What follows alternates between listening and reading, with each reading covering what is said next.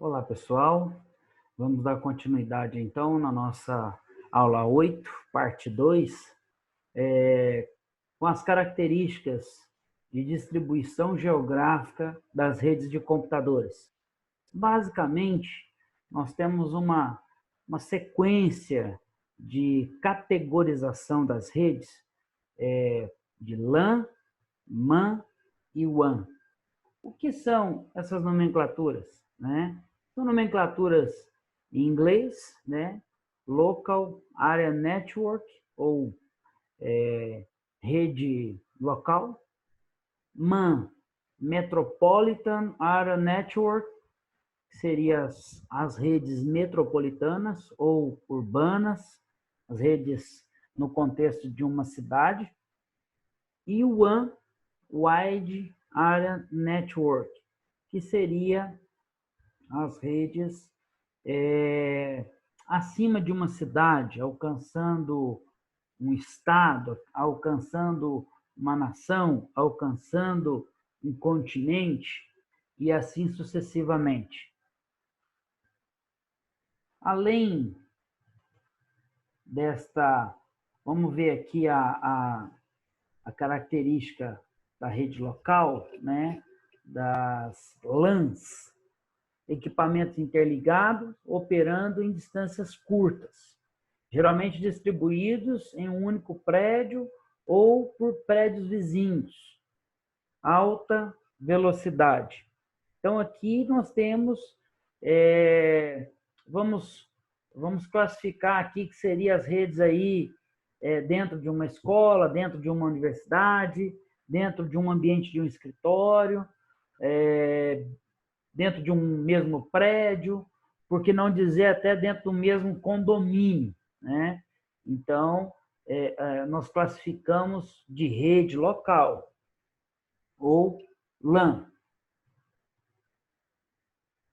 As MANs, ou Metropolitan Area Network, seria as redes metropolitanas, abrange uma área geograficamente específica, como uma cidade ou uma região metropolitana.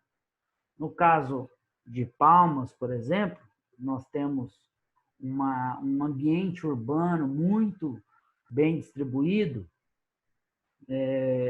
Poderemos dizer, por exemplo, que o plano diretor de Palmas seria uma rede MAN, Taquaralto seria outra rede MAN, região sul, extremo sul de Palmas, Aureniz, Taquari, Santa Bárbara e etc., aquela região toda, seria uma outra rede MAN, por exemplo. Ou até mesmo toda a grande Palmas, digamos assim, dentro dessa categorização de rede metropolitana.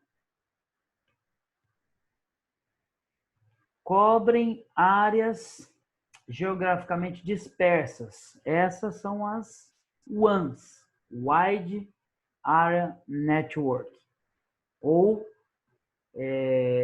seria as redes a nível nacional, a nível internacional, a nível de um país inteiro, né? A estrutura de maior custo e complexidade, interconexão de várias sub-redes de comunicação. Então, seria como se fosse o ajuntamento de várias MANs, ou seja, de várias cidades interconectadas, formando uma WAN. Observe que nós viemos de uma crescente, LAN, MAN e WAN. Grupo de LAN forma uma MAN, grupo de MAN forma uma WAN, e assim sucessivamente.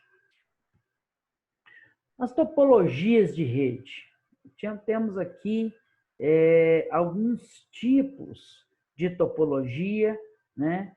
Rede ponto a ponto, rede multiponto, né? Um meio, nós categorizamos um meio físico e meio lógico. O que é meio físico e meio lógico? Quando nós falamos de topologia de rede, nós temos que imaginar o cenário de como está disposto esses equipamentos do ponto de vista físico, para então pensar como vai ser, qual é a melhor topologia a ser usada do ponto de vista lógico. Mais adiante nós vamos ver os tipos, né, de topologia, como melhor aplicar um modelo ou outro modelo. Aí as topologias físicas, nós temos aqui barramento, anel, estrela e redes híbridas. Como o próprio nome diz, modelo barramento, eu tenho uma espinha dorsal, né?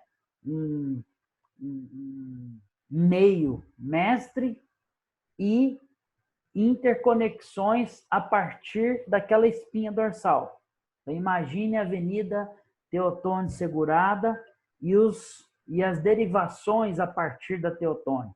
Isso seria uma topologia, do ponto de vista físico, de barramento, onde você tem um cabo mestre, usando essa figura da Teotônio, um cabo mestre pela Teotônio, e ramais saindo desse cabo mestre, então eu tenho o modelo barramento.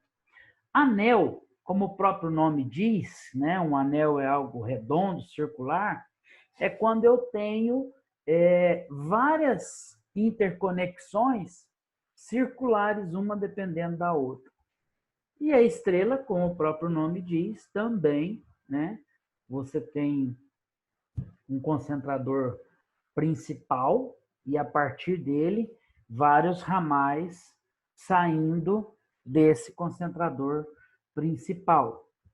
E as redes híbridas é quando eu tenho um pouco de cada uma dessas topologias. Então, aqui nós temos um modelo aqui de barramento, né?